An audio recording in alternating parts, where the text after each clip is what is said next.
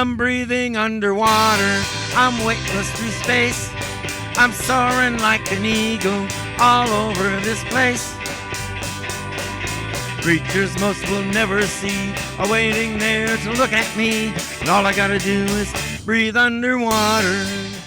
If the data from the defense satellite is correct, that UFO is going to splash down awfully close to us. I understand. Defense feels that the object is suspect, General. But the early warning satellites did not signal condition red. I know. It's best not to take any chances. We'll keep tailing it until... Me right now? Very well, over and out. Activate sail camera. Aye, sir. The good news is nobody can accuse me of making this up because it's right there in the episode title. The bad news is we have another alien. This one is wearing a typical Irwin Allen alien suit. First, we need to get into Earth. Gravity seems to be taking care of that detail. Is it burning up? I doubt it. Must be a reaction to the atmosphere. I've got it on the scope, Admiral. Good. Feed the splashdown tangent into the computer. It's on automatic now, sir. Chief, check it out. Aye, sir. Holding a steady course acts more like a meteorite than a controlled UFO. Could be much ado about nothing. It's on a collision course with us, sir. Evasive action. Too bad this thing doesn't want to be evaded. It's on top of us. Brace for impact. Brace for impact.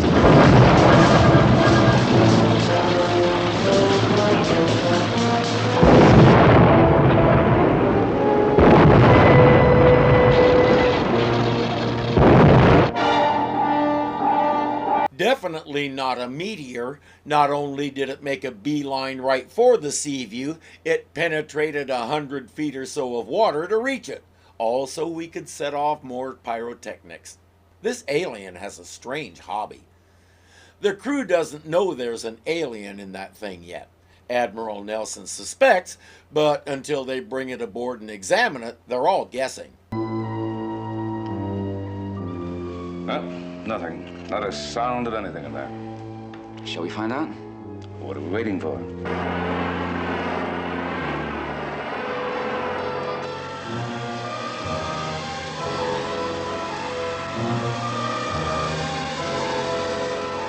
Come on, boys, you've played this game before. We all know that vehicles from space cannot be damaged by humans. You've all read the FAQ, so you know that. I've never seen anything like it. It's impervious to heat, cold, explosives. Yes, you have. You've seen something like this at least twice before. How quickly they forget when the plot calls for it. Nelson is getting a call, so they'll worry about this thing later. Patterson, stay on duty. If you hear the slightest peep out of that thing, hit the alarm. Aye, sir.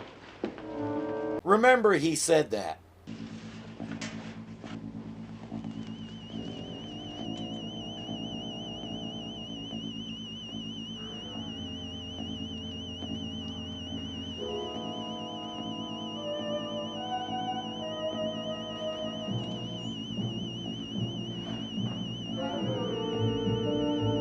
Now, what did the captain tell you to do if you heard a sound coming from it? It even sounds a little bit like a sustained peep. So again, what are you supposed to do next? I'll give you a hint. It doesn't involve a crowbar.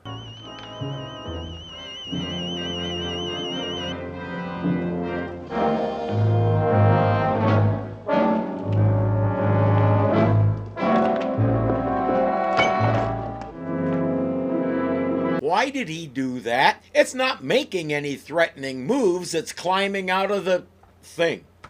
Now it thinks he's hostile.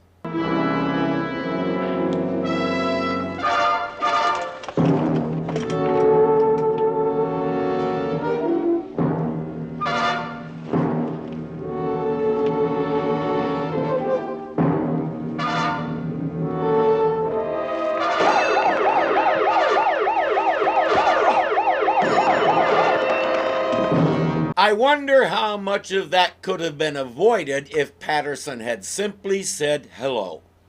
While men are scrambling to answer the alarm, the Admiral is still on the phone to Washington. I tell you, we tried everything we can to open it. It's impregnable. Not anymore, it just got pregnant. All right, General, we'll bring it to headquarters as soon as all repairs are made. Over and out. Yeah, by now we can file that under the best laid plans of mice and men. They find Patterson out cold and notice the broken crowbar. Something very strong is loose here. Did it go back into that thing, or is it loose on the ship? Since nobody knows what it looks like, security teams led by Shark and Kowalski will scour the sub looking for anything odd.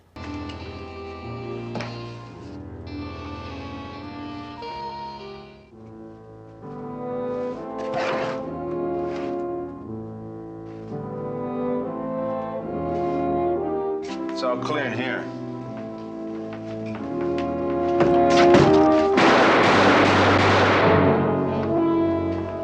Mr. Morton isn't going to be happy. That was his favorite closet door. There it is. What are we going to tell Mr. Morton about his dress jacket? Moths? Hang it up. The main thing Kowalski is going to tell Mr. Morton is, I didn't do it, the chief did. Our lobster man is indeed wandering around the sub. He just met the star of the show.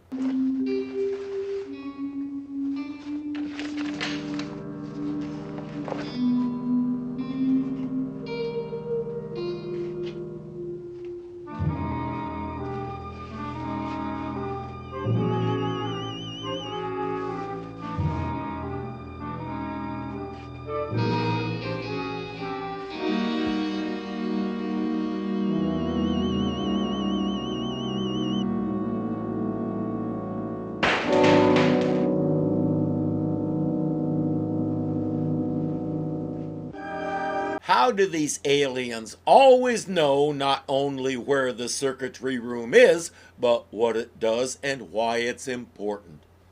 And what's with one little bap and then leave? What's he trying to do? Everybody knows the first thing you do when you enter the circuitry room is grab that big cable next to the door and rip it out. He's doing this all wrong. Ultrasonics? Yeah, I thought maybe an ultrasonic gun might open it. Nothing else works so far. Maybe this will do it. I'll keep on top of the repairs.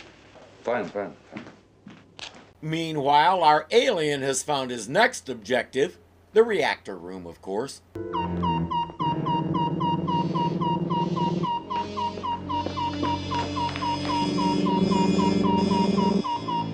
Lee. He's from the reactor room. Have 2 men with stun guns meet me there.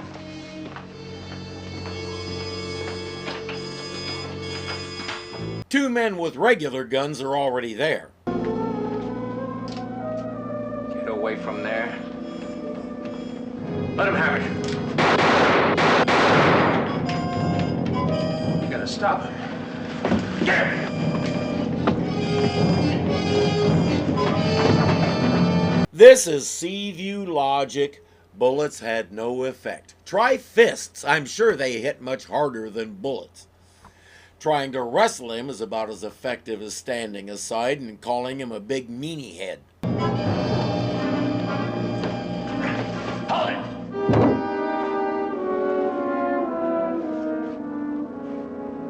Peace. What? I mean no harm. Yeah, it looks like it. At the same time, he genuinely can plead that every human he encountered struck first and he was defending himself. Bank the rods.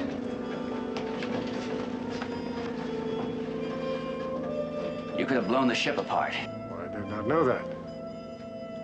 I must apologize for my ignorance. Who are you? And what do you want? I will explain all to the man who is called Admiral Nelson. Captain Crane is the commander of this vessel, so you can explain it to him first. I know you are consumed with curiosity, Admiral. So I would tell you I come from a water planet in deep space. Unlike the evolution of man, our civilization reached its height in the crustacean life form, such as myself. Well, there are other civilizations out there, then. Of course, Admiral. The good old Fermi paradox. There's so much potential for other life out there, and we haven't seen any sign of it. If this is what's out there, I think I'll stay home. This is the second time Victor London has appeared on the show. In Season 2, he was one of the scientists who created the Menfish. He was also Chief Standing Pat in Batman. He was on Krakatoa with Tony and Doug in the time tunnel. In fact, he was one of the locals who wanted to sacrifice them to the volcano. So we're familiar with him, even though he's unrecognizable in that thing. He was also a musician, and when he did the movie Robinson Crusoe on Mars, he wrote and performed the theme song. He later released it on one of his albums. I can't help but wonder what he thought of this role, and if he only took it because he needed the dough. The alien says he was passing by, lost power, Earth's gravity caught him, and here he is. When did you learn our language? And how do you know of Admiral Nelson? I know everything that has happened on Earth, for as long as man has spoken aloud.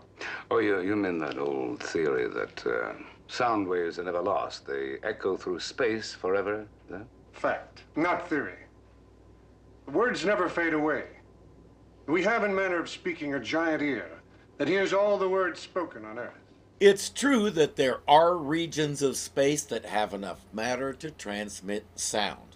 They're very far apart, and there is no transmissible medium in the space between them. So, yeah, you can argue that there is sound in space. And someone familiar with that will likely respond with, so what? But it's good enough for the show, so it's good enough for us.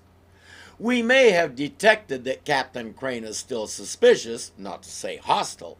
He's still thinking about 2 injured men, but our boy explained the self-defense thing, and the captain doesn't have a comeback for that. I think that's what's making him angry. Well, now that you are here on Earth, what are your plans? To leave as soon as possible. You said your craft was powerless. What is? But provide me with an atomic charge and I can repower it. I'm not authorized to do that. Now, wait a minute, Lee. Everything he says is reasonable. I know, Admiral. But I want to place him under tight security until the Defense Command decides what to do with him. They're waiting for a report now. So you're not even going to listen to what he needs. I don't foresee things moving in a positive direction. Sparks, get me General Cook. Aye, sir. SSRN Seaview calling General Cook at Pacific Defense Command. General Cook standing by, sir. General Cook, this...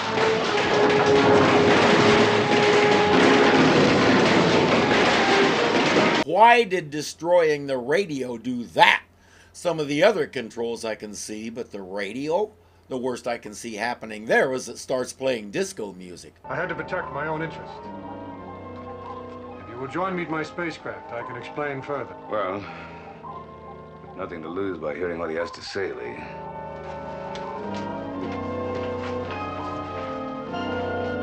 The idea of putting him in custody seems a little questionable, but for the moment he only seems inclined to attack inanimate objects. It should be fairly obvious why I stopped your radio transmission. Well, I'm afraid it isn't. If my presence were known, it would trigger a wave of fear and hysteria, perhaps even a physical attack. You're under our protection. From enemies, yes, but not from friends like your scientist, who would put me under a microscope to see what makes me tick. They would, too. Anybody remember the Farscape episode where the humans dissected Rigel? We are inherently hostile even to each other. I don't know why any aliens would want to visit a bunch of bickering old hens like us humans to begin with. We have nothing to offer but infighting and creative ways to kill each other. Our alien really does know a lot about us, possibly even more than we know about ourselves. I think you're exaggerating. What about your military, or General Cook? Do you honestly believe he would relinquish my spaceship once he gets his hands on it? There's something in what you say. If he is friendly, let him prove it to the authorities. I'll take the responsibility, Lee, but one wrong move and all bets are off. I don't agree with you, Admiral, but It's your decision. In 1968, I can see General Cook torturing our man at Gitmo to get the secret of what his ship is made of, to say nothing of anything else he could learn about it. As the Admiral said, the man makes a good point. As a goodwill gesture, Admiral, would you like to inspect my ship? I admit I'm curious. You realize, of course, you can never force it open. There has to be a key. Oh, of course. But your technology is too primitive to find it.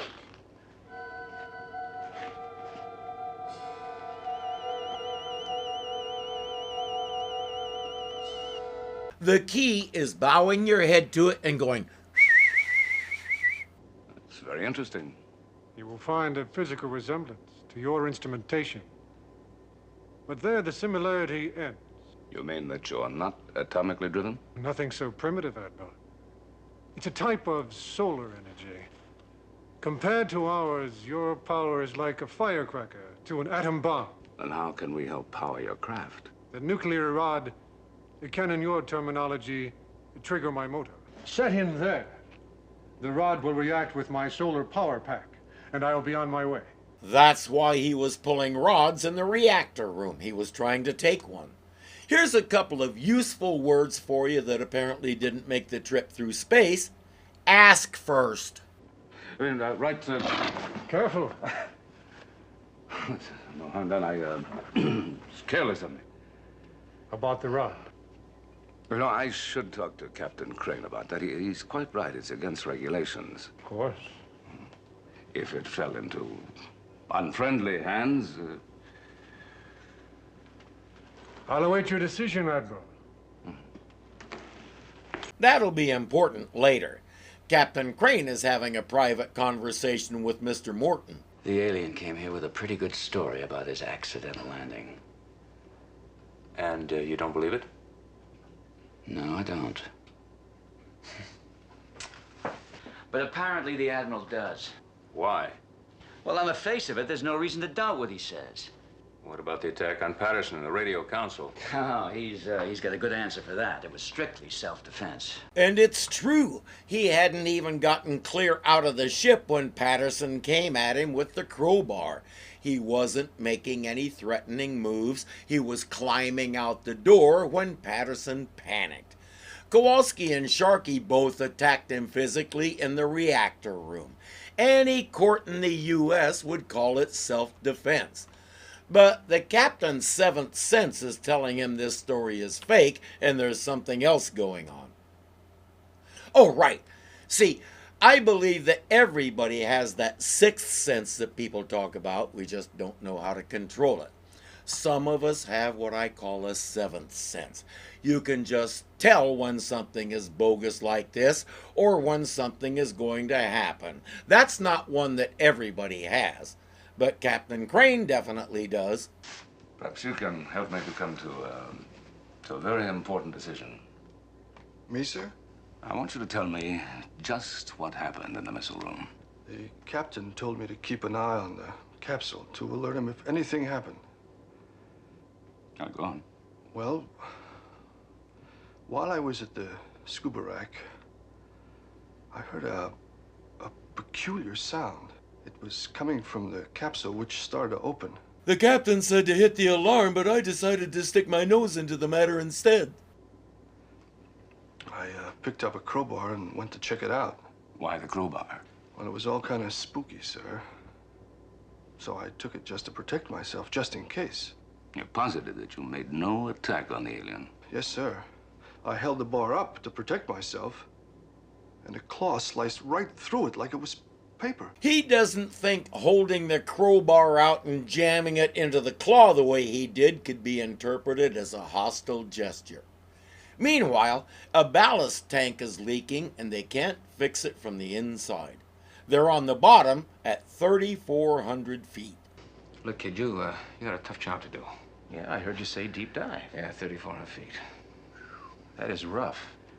How long do I stay out? Until you weld the leak in the ballast tank. Well, I'll get my depth gear. Yeah. The ski. I sure wish there was some other way. Don't worry, I'll be okay. He chose Kowalski because he's the best deep diver Sharky's ever seen. You're doing great, Ski, but you better hurry it up. You've been out too long. I'll be okay. Just another minute. Hey, that's it. You got it. Come on back in. I can't.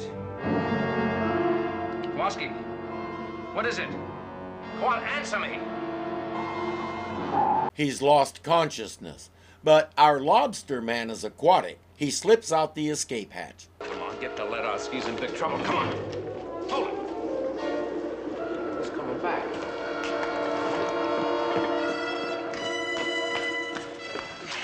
You all right, Ski? Yeah. I'm okay. Thanks to him. Help him to sick bay. Aye, sir.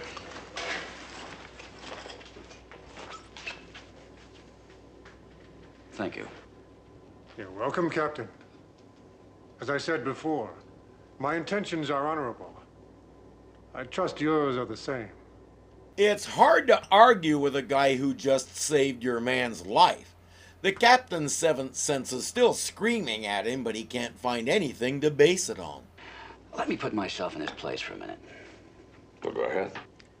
Now, knowing Earth's tremendous military power, how would I breach your defenses without a direct attack? Oh, some kind of subterfuge, I suppose. That's right. But what kind? I'd pick a tactic that worked in the past. A simple trick. Like the Trojan horse. He makes a good point. All the repairs are finished and they're underway, heading for Pearl Harbor. Everything's shipshape. What's our ETA? We should sight time and head at about 0700. You'll never reach Hawaii, Captain. You've broken your promise and you're heading for port. I didn't promise you anything. I never promised you a rose garden. No matter, you've forced my hand. Now I'll take the rod and destroy your precious Earth. Arrest him.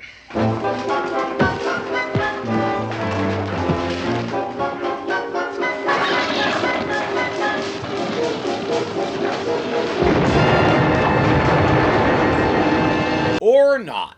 Predictably, the alien heads straight for the reactor room.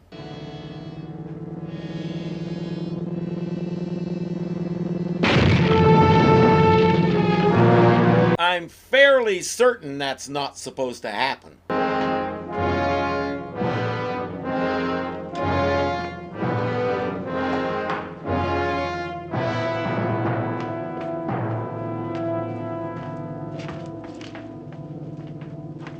What happened to him? There's a little surprise I arranged, just in case. Then you didn't believe his story. Well, let's say that I wasn't completely gullible. Though I did let him have all the rope he needed. Yes, sir, and he sure hung himself. While they take him away, Admiral Nelson will inspect the reactor to be sure he didn't do any damage. When did you booby trap the rod? Well, after I found out he wasn't telling the whole truth. When was that? When he showed me the capsule, he told me his power system was completely different from ours. So I decided to use the watch test to make sure. A watch test? No. I brushed my watch band across one of the circuits, and it sparked. Oh, then he does use electronics. Yeah. Now he's in the brig. Our brig. With the bars that aren't even as thick as the crowbar that he already sliced in two.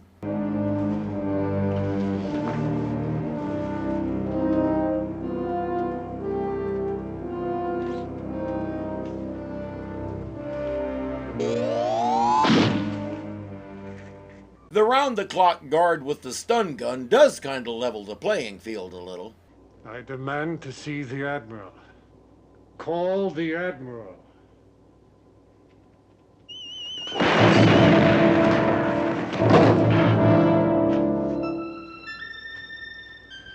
But not enough.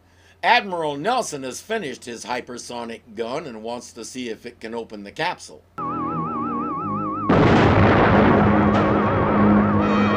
That's a storage closet. The capsule is over there.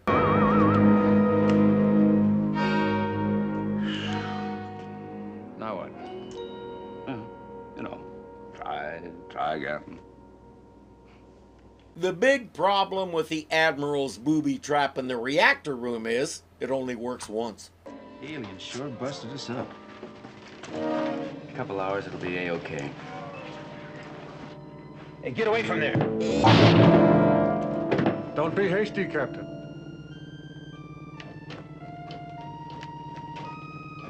I suggest you prepare yourself for your final moments on Earth. We'll find out what he means by that in a moment. Right now, Admiral Nelson is a little hyper-focused on his hypersonic gun.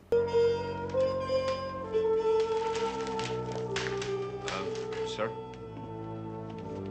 I told you before, Admiral. You cannot force it open. Get out. Go ahead, Chief. That's the problem with being an NCO. You miss all the good stuff. What is it you want? Only your Earth. More specifically, the oceans, Admiral. Your planet is the only one in the solar system that can sustain our crustacean form of life. Destroying Seaview is not going to destroy our defenses. You'll find that the human race is quite stubborn. We lack nuclear power. But with the addition of the atomic rod, this capsule now becomes pure explosive energy beyond your imagination. Sort of super bomb. Exactly. I will send it in orbit around the Earth. And when it explodes, well, not even the monkeys will be left to start all over again. That's not how it worked, but never mind.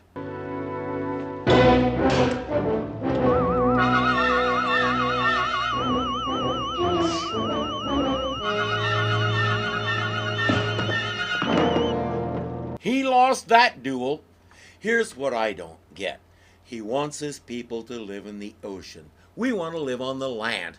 Where's the clash? Why can't we do both? Since his people can also live on land, he's doing it right now, we could even establish interaction, trade, you name it. And you don't even have to blow up your spaceship and strand yourself here.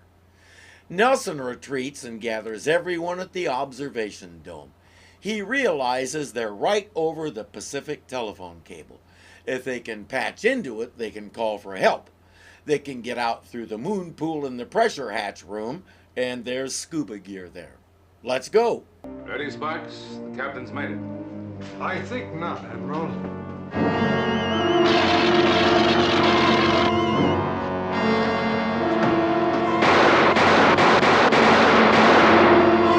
If they were paying attention, they'd shoot at those antennas on his head. All his power seems to be channeled through them.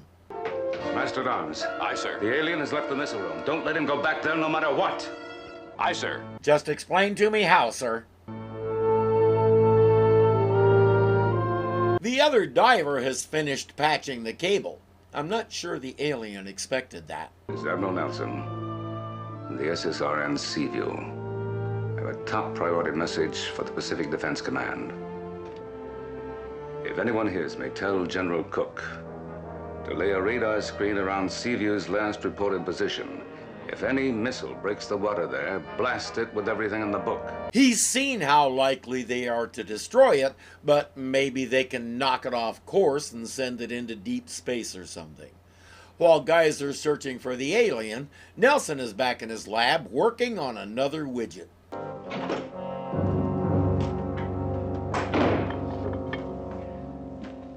You all right, Lee?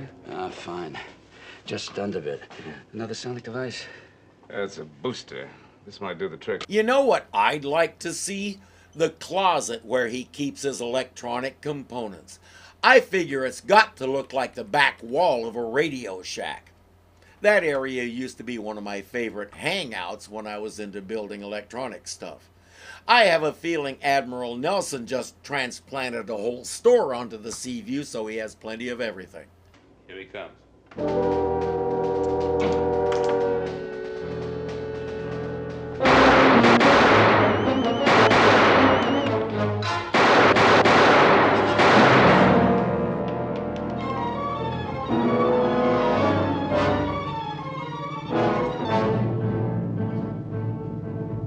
He just started the motor.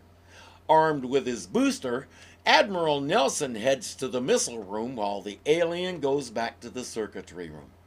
Hey, its contract requires a certain amount of screen time, okay?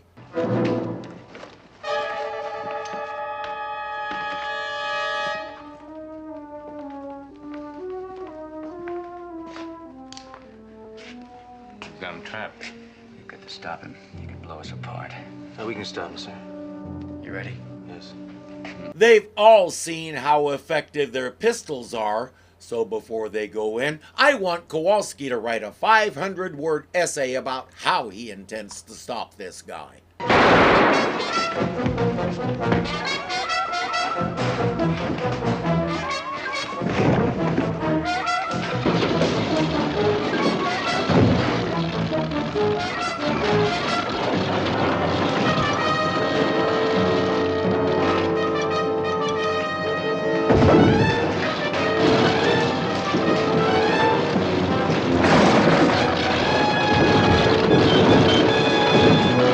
He can begin the essay with, "Not like that." Everybody's down, but the alien gets up first. The others eventually get to their feet and stumble after him.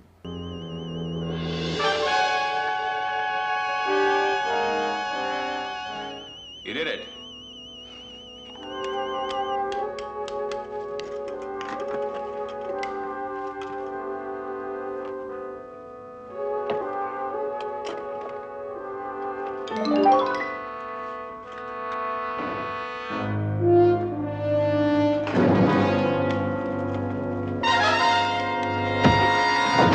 Nelson is hyper-focused again. The rod won't budge, and he can't figure out why. I underestimated you, Admiral, but I won't make the same mistake twice.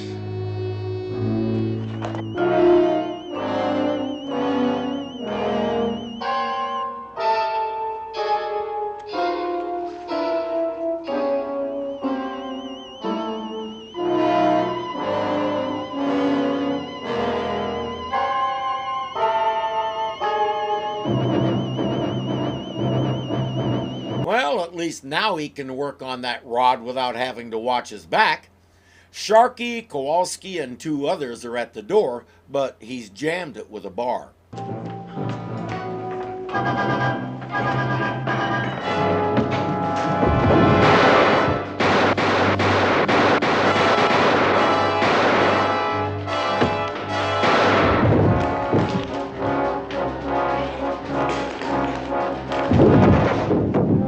A variation on my philosophy, keep shooting until he goes down. Why did Kowalski do that? He knows he can't hurt this guy, so when he stops shooting and starts punching, he's handing the whole thing to the alien. Twice he hasn't figured that out. The capsule's in the rocket launcher tube. Where's the Admiral? Locked in the capsule. Don't let him fire it.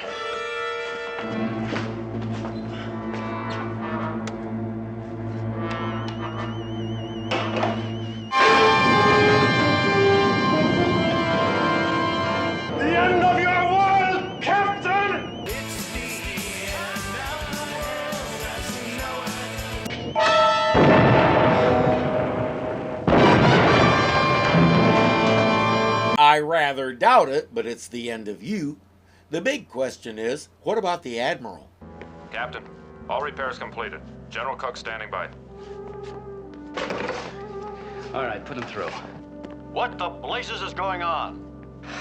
Didn't you get our message? Yes, we laid a force field right on the surface. The capsule stopped harmlessly right above the Seaview. So not only did we get rid of him, his big kaboom was a fizzle. Not a bad way to end the day. We'll recover it, General. Will you tell me what happened? Look, General, I'll file a full report. Over and out. Over and out. General, take a pill, calm down, and wait your turn. I hope I can open this. It's easier from inside. Are you all right? I was just a little bit shaken up thanks to the scrap. How'd you stop the explosion? The old watch trick again. The metal band shorted out the circuit. Where's the alien? Oh, the skipper gave him a dose of his own ultrasonic medicine, and he just couldn't take it, sir. You know, Admiral, he made one big mistake. What was that? The Trojan horse worked once, but you can't pull the same trick twice. And that, as they say, is that. I don't know what kind of explosion in orbit will kill all the life on the planet because the planet is round and the explosion isn't. I guess they figured it out. And we learned something very important. If you trigger an Irwin Allen explosion yourself, it makes you travel. If someone else triggers an Irwin Allen explosion at you, it makes you disintegrate. Knowing the difference is important. Just ask Lobster Man. Oh, wait. All I gotta do is breathe underwater. Breathe underwater. Breathe underwater.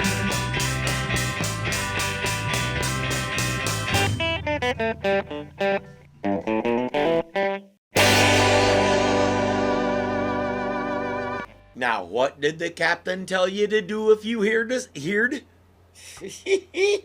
Nelson is getting a call on the radios. Nelson is getting a call on the radios. So, come on. Nelson is getting a call on the radio. So, man. Call on the radio. I cannot get that word out. Nelson is getting a call, so they'll worry about this thing later. Okay, yeah, let's just drop that. That was really weird, wasn't it?